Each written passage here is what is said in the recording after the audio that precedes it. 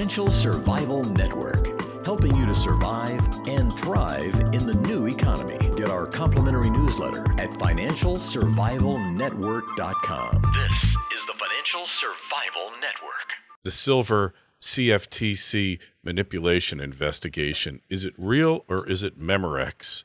And 3 days of terror last week, meaning the Fed and the ECB met and nothing happened. Or did it? Well, to discuss these issues and more, as well as Ranting Andy Hoffman's appearance on that famous, well-known website of libertarians, the Daily Bell, I've got Andy Hoffman and Bill Holter. How are you guys? Excellent. All right. Hey, it's good to hear from you both. So first, Andy, you were in the Daily Bell, and they actually did what I would call a personal profile on you, which isn't that much different than what I knew already, but what'd you think of that? Well, I've been observant of the Daily Bell for many years, and it was a privilege to do an interview for them. They were very helpful. The experience was excellent. And yes, any way that I can get out my background, it always helps people to understand where I'm coming from. And Bill has much of the same background as myself. We're kind of freedom fighters against, the machine that we came up in. Against financial tyranny. And you got onto the whole precious metal things pretty early, didn't you, Andy? Well, it somehow always gravitates that way. Aside from it being my job, it's my passion is to help people understand the difference between paper money, fiat money, and real money. And that's what Miles Franklin is based on, educating people in that manner. Hey, absolutely. Hey, Bill, what's your take on the CFTC, speaking of real money and manipulated paper markets, their so-called investigation into alleged, and we believe it to be true, silver manipulation in the COMEX markets? Well, I wrote about that yesterday. I wrote about it again today. First off, how could it take 4 years? Yeah. Any accountant with a spreadsheet and some trading data, and I figure a six-pack to a case of beer could get through it in the weekend, and we'd have people lined up ready to face the music, right? Well, Terry, the bottom line is every single trade on every single exchange has a paper trail. All the CFTC would have to do is take one day where gold and silver get smashed and go through all the trades. Where did the selling come from? And then match that up with another day. Where did the selling come from? And the names will match. It's simple. Yeah. I managed a retail office for, 12 or 13 years. And it was amazing some of the inquiries that I would get on, why was this trade done or that trade done or whatever. And the CFTC has an open book to everything. And everything has a paper trail. I mean, this could have been done by an 8-year-old and finished in a week's time. Yeah, and you would have just had to give him a slight bump in his allowance, too. So what's your take on it, Andy? Well, I'm just looking at August 1st, for instance, where at the open of the COMEX, silver fell from 27.90 to 27.10 with no news. And it's a straight line down. And, as Bill said, it would be pretty easy to figure out what happened there, especially because it happened the very next day on August 2nd, where it fell up another 50 or 60 cents at the same time of the day with no other market factors around. And look, I mean, this is what I've taken as a personal vendetta. I've taken the work of GATA and others, and I've specialized in the actual nuts and bolts of what goes on every day. It's very simple, what's going on, but the problem is no one really has an interest in exposing it, or I should say very few people have an interest in exposing it. And when people ask me about the CFTC or JP Morgan or any of these entities that are somehow involved, I say the same thing. They are all the same entity. They are the government. I mean, the CFTC literally is the government. They are a government agency, just as JP Morgan. They are not a government agency, but they act as one based on... They might as well be. Yeah, based on their role in essentially everything that's going on behind the scenes. And so when Bill may very well be right. There's plenty of reason to question why on earth this guy, Chilton, would have done as much as he's done already, you know, without any reason behind it. But that said, you know, I take the skeptical side when anything regarding this this manipulation goes. I need to believe it when I see it. When I see the manipulation, you know, uncovered and the CFTC says something, then I'll believe it. Until then, I'm going to keep calling him good cop to Gary Gensler's bad cop, and wait and see what happens. The thing I really want to see is, because they've delayed and delayed and delayed, and now he's been saying they're going to have something by October. I want to see them actually do anything, because my suspicion is they'll keep delaying and delaying, but we'll see by the end of this year. And they can't even figure out what a swap is. I mean, this agency is bogus. It was conceived to take futures regulation and options regulation away from the SEC. Plain and simple, it's been a regulatory backwater, toothless tiger. It's useless. Nothing's coming from it. And I don't see anything there to make me think otherwise. Do you, Bill? Well, they've been given, handed to, in their lap, evidence, and they've done, you know, they've done nothing with it. Getting back to the good cop, bad cop, you have to admit that Bart Chilton was the driving force behind getting Bill Murphy to be able to testify. He was the driving force behind allowing Adrian Douglas, who was in the audience, he was not even testifying, but he got to speak, and he got Andrew Maguire's email evidence put into the testimony. So, I mean, he was under, well, when you say he was under no obligation to do that, he was under obligation to do that because that's his job. So he did. He fulfilled his job. If he wasn't there, none of that would have happened. Yeah, and Bill, I agree with you 100%. It comes down to the results, though. You know, will something ever be done?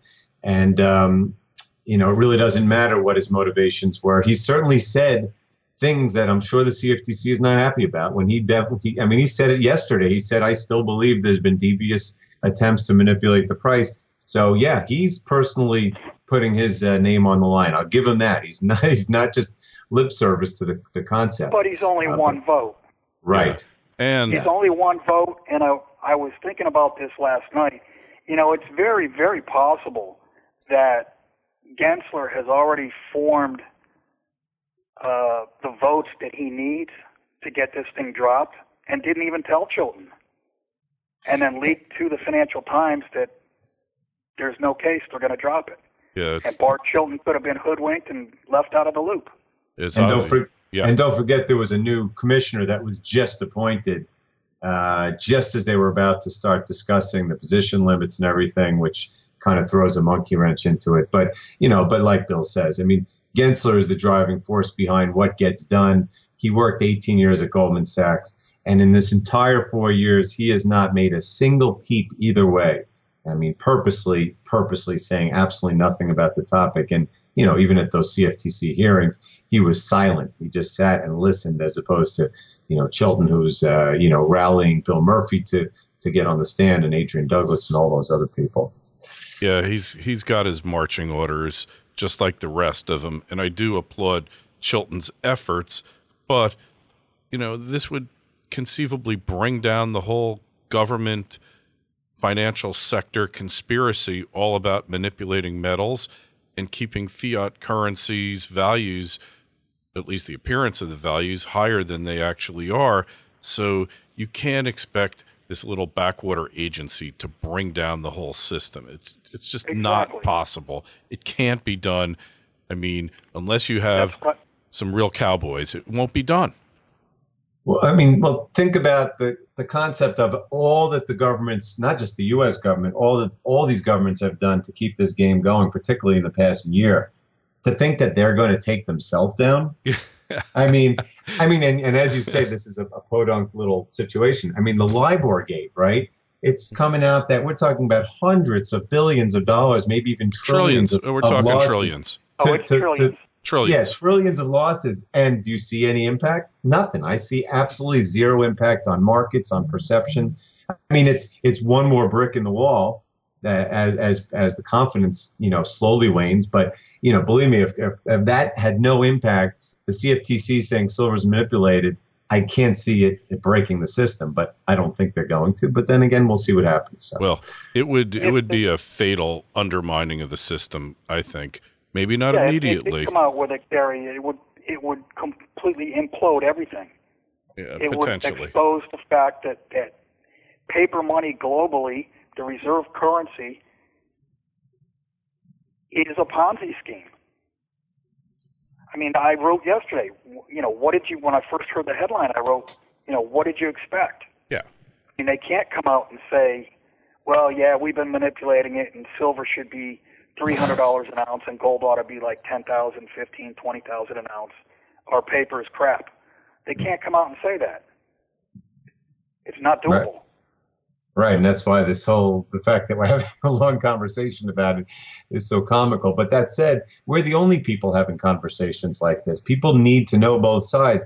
And, the conversations like this, thanks to the internet, get transported around the world, and more people ask questions. Absolutely. Hey, and one other thing, the CFTC, MF Global was directly in their jurisdiction because they were trading futures. They were stealing clients' money to finance bad bets on derivatives. That is their jurisdiction. And where has the CFTC been on that whole MF Global thing, which is minute compared to the metals markets and what's going on in the rest of the world? Unheard from, unseen, case closed. So what about what you termed, Andy, 3 days of terror last week? Right.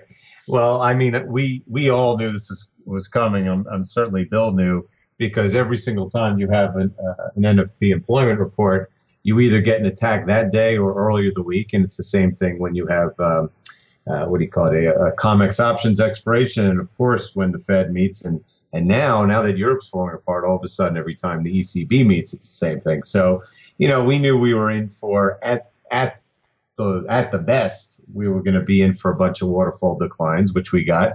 But the net result was they really didn't say anything. They just said, yeah, we're going to continue to consider printing money and continue with our current money printing programs. And in the net result, gold and silver didn't do anything all week. They came back and ended about unchanged. And the same thing with stocks. Yeah. So what's your take on it there, Bill? Well, you had physical buyers under the market. You had paper waterfalls, and each time gold and silver got smacked, they came back and ended up unchanged. I mean, you've got real buyers out there, and you've got fake sellers out there, and it really looks to me like we're at a tipping point, because the attacks are not working. And I forget who coined the phrase. It might have been Sinclair. What won't go down goes up. and my comments, we were talking, Dave and Scheckman and I, about technical analysis recently. And, I believe zero in short-term technical analysis. I mean, literally zero. I think in many cases, it's just deceptive, particularly when you're talking about these manipulated markets. But long-term technical analysis is extremely useful in manipulated markets, because, like Bill says, there are real physical buyers. And the more that they try to attack, and the physical buyers sit there under the market, the more these floors are created. And conversely, the more gold is capped and held down, the more that you create these massive ceilings, which eventually get broken and become floors. And, we all know, we're not dumb here, that this whole year of terror basically started the day, it was Labor Day last year, when gold hit its all-time high. And, it only got worse on the leap day violation, because that whole 6 months of attacks wasn't working. And what they've done is they've created an incredible physical floor at around 1550. It's really amazing to look at this. And the same thing goes with Euro gold. It's been capped at 1,300 euros for the past year now. It's a massive pennant formation that's going to break out at some point soon. Yeah, it's just the old jack-in-the-box effect. I think that's the best analogy that I've heard. You hold that top down and you keep turning the crank and you keep turning it, and you're holding the top down, and eventually, boom, it just pops. And there's no force really that can stop it. So the Jack-in-the-Box effect, Bill, when is this thing going to pop out of the box, or is it happening now as we watch? Well, it's happening with the physical buying. You look at it and you can say, well, yeah, it's long-term technical analysis. In reality, it's fundamentals. It's wealthy individuals. It's money managers. It's people who control money that are turning paper into real metal. They're buying the physical, and that's what's put the floor in. As far as when does this thing break loose? Who knows? And what's going to be the spark? Who knows? All you really need to know is what's the end result. The end result is it's going to take an awful lot more paper to purchase that physical, or it'll take less physical to purchase paper and other goods. And if you know the ending, that's all you need to know. Yeah. And as far as, and I agree with, and we've talked about this before, I agree with Bill 100% about the timing, because it really matters how long can the bad guys, keep the markets where they are. It has nothing to do with the inexorable decline of economies or demand for physical gold, because those things are going to keep going. And you think about the last week, for instance, where stocks have jumped back up, but everything out there is the same as it was a week ago. There's the same political tensions in Europe. There's the same bankruptcies. There's the same declining economic data, both in Europe and here. Don't forget, we have our debt debacle coming up. The election is only about 3 months away now, and we're already about to hit 16 trillion of debt. So we're going to have to deal with all those same issues again. And, and remember, the fall is the time when when people come back to work and get nervous. And I can guarantee you that we'll be back worried about European banks and the ECB and the Fed when they're going to do QE3 at some point in the next few months. Yeah, I tend to agree with you. The fall is always when bad things happen historically, and you could go back hundreds of years and see this happen. I don't know if it was an outgrowth of the concept of the summer vacation or why things eventually stacked up that way, but I think people really like to stick their heads in the sand in the summer and kind of just ignore things and say, I'll deal with it in a couple of weeks, and that's it. And my view, go Bill. Mm-hmm. My guess is, and I've always thought this, even when I first started as a broker, I went through the 87 crash. The fall season is when people start to hunker down. It's almost like bears going into hibernation. It's almost like you just hunker down, and the way to hunker down is you sell. You need to survive the winter, and I just think it's an animalistic. Has to do with the seasons, and the seasons affect the mass mindset. That's a good concept. Adding to that, I've written for some time now about my other views about the summertime, because again, there's less market participants around in the summer. It makes it very, very easy for the powers that be to move markets, especially, and you'll see it in tomorrow's rant. It's called Leaving the Sandbox. We've seen, there's evidence that people have been leaving the precious metals markets for good, leaving the stock market for good. There's equity withdrawals. So you have more and more high frequency traders, and much of them are government related, and less real investors out there. And then you throw in the vacation effect, and sure enough, it's much easier to move things around. But come fall, when everyone comes back to work, things change. And remember, in fall, it's also the big physical gold buying season on top of that. So there's even more pressures on the upside for gold. Yeah, I've still been trolling for Indian brides, but I haven't gotten any offers yet. I'm willing to. I'm going to go from 5 kilos down to 4, but this is a limited time offer. So get the proposals in quickly, because time's running out for you. And time has run out for us guys. So milesfranklin.com, and Andy, Bill, we will talk to you again soon. Thanks for coming on and being part of financialsurvivalnetwork.com. Sign up for Andy's blog on milesfranklin.com and hear this interview and many, many others, financialsurvivalnetwork.com. Talk to you again soon, guys. Be well. You too. Thanks, Gary.